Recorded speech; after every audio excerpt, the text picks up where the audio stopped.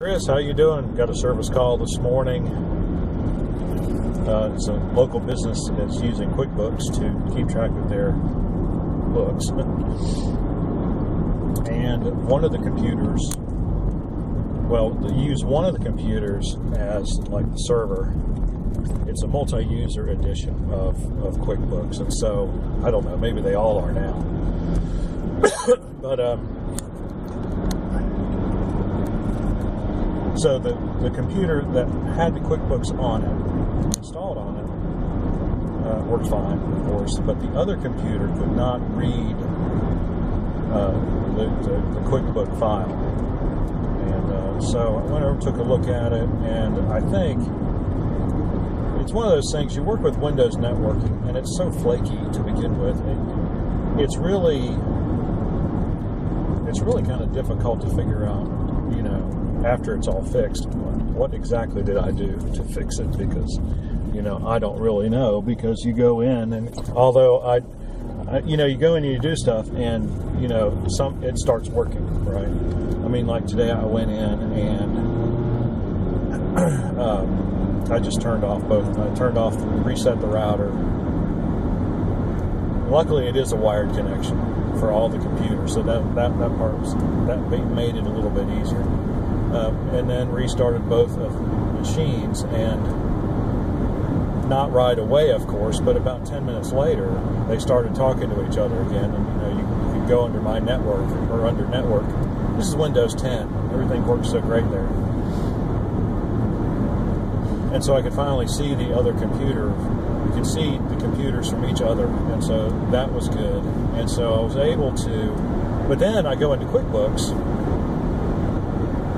and I want to reach that QuickBook file that's on computer A.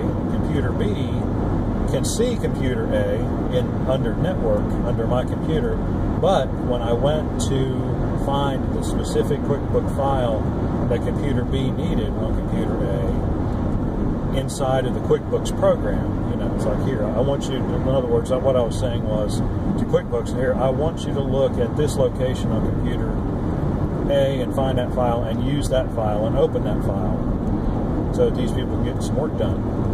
Well, inside QuickBooks, it still would not see computer A, even though Windows could see computer A. See, this is the maddening thing about it. It's like, well, what in the world? And so what I did to fix that problem, I did what's called mapping a network drive. And so what you do is you go to, like I'm on computer B,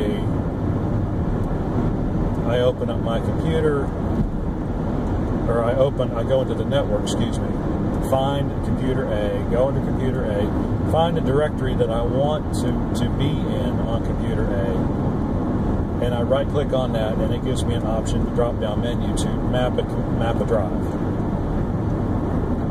And so you do that, and generally it'll give you drive letter Z, but you can put whatever drive you want as long as it's not already in use. But Z is pretty safe, because very few programs will automatically assign. Like if you're using a lot of USB drives, you'll never get to drive Z.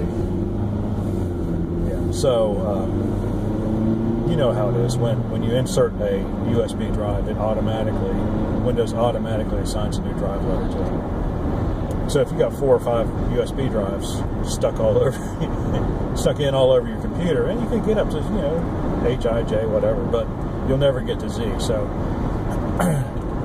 got that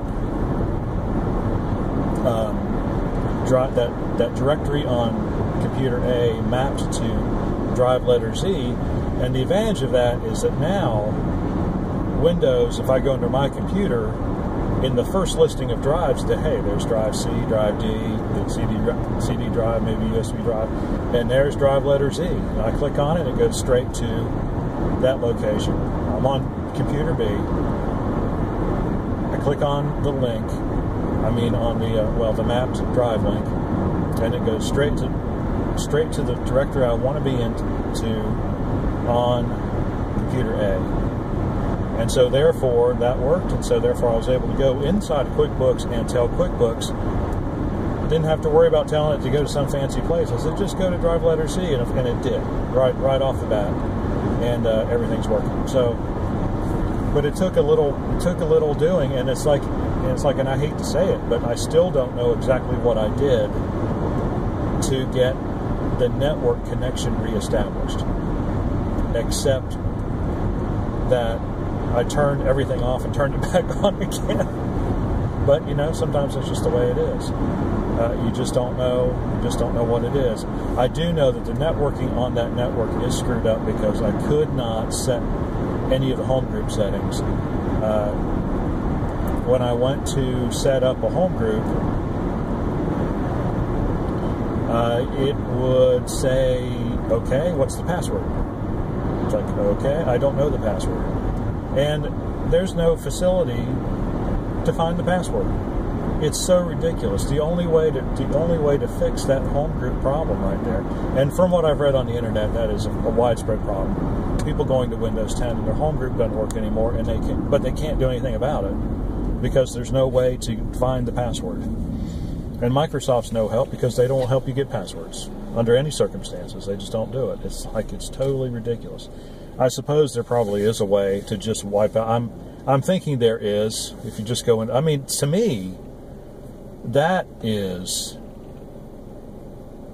what ought to be provided. At the bare minimum, you ought to be able to just say, "Okay, just do away with the whole home group and I'll start over." I mean, it is my computer, right? I mean, well, I'm speaking hypothetically as the owner of that network. So yeah. So it's just one thing. Microsoft, they never make anything easy. It's always terribly complicated. Anyway, enough about Microsoft. I'm on to another meeting. I'm going to pick up, I don't know, a tablet or something and reset it. Not very hard to do, but hey, pays the bills. If you have any questions or comments, please do so in the section below. Like and subscribe. We appreciate when you do, and we will see you on the next one.